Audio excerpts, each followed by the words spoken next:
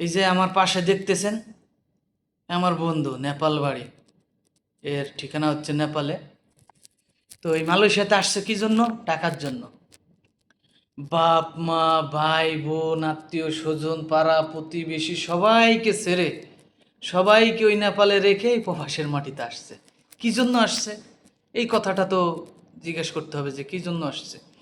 এই লোকটা এই বিদেশের মাটিতে আসছে কাজ করার জন্য, টাকা ইনকাম করার জন্য, টাকার জন্য এই দেশে আসছে শুধুমাত্র পরিবারকে ভালো রাখবে বলে, পরিবারকে সুন্দরভাবে চালাবে বলে।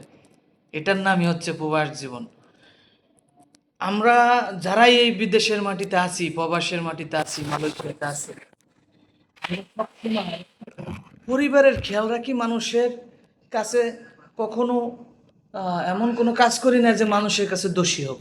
আমরা কিন্তু সবসময় চেষ্টা করি পরিবারের খেয়াল রাখার জন্য, পরিবারের ভালো, পরিবারের লোকগুলো যাতে ভালোভাবে চলতে পারে এই উদ্দেশ্যে। মাথার ঘাম পায়ে ফেলে কষ্ট করে উপার্জন করে টাকা পয়সা আমরা উপার্জন করি, দেশে পাঠাই, দেশকে রেমিটেন্স দেই। সেই জায়গা থেকে দেশ আমাদেরকে কী করে, এদের অনেক ধরনের সুযোগ সুবিধা আছে এদের অ্যাম্বাসিতে, কিন্তু আমাদের সেই সুযোগ সুবিধাটা নাই। আমরা কিন্তু বাংলাদেশ, আমাদের অ্যাম্বাসিতে গেলে, আমাদের হাই কমিশনে গেলে আমাদেরকে ছোট করে দেখা হয়, কামলা আইছে।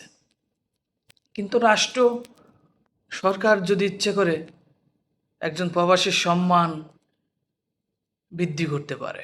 কারণ অনেক ধরনের সুযোগ সুবিধা আছে, অনেক ধরনের সরকারি রাষ্ট্রীয় পদক্ষেপ আছে, সেগুলোর মাধ্যমে মানুষ মানুষের সম্মান রক্ষা করতে পারে। সবাই ভালো থাকবেন, সুস্থ থাকবেন, প্রবাসীদের জন্য দোয়া করবেন। যে কথাগুলো বললাম, কথাগুলোর মধ্যে অনেক বাস্তবতা আছে। প্রবাসীদেরকে নিয়ে ছোট করে দেখা হয়, প্রবাসীদেরকে ছোট করে দেখা হয়, প্রবাসীদেরকে নিয়ে ছোট কথা বলা হয়। মনে হয় যে প্রবাসীরা মানুষ না, একটা ভিডিও দেখে, এই জন্য কথাগুলো বললাম।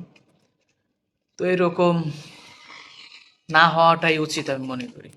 সবাই ভালো থাকবেন, সুস্থ থাকবেন, পারলে লাইক কমেন্ট শেয়ার করে মালয়েশিয়ান প্রবাসী সালাউদ্দিন পারভেজ ফরিদের সাথে থাকবেন। আল্লাহ হাফেজ।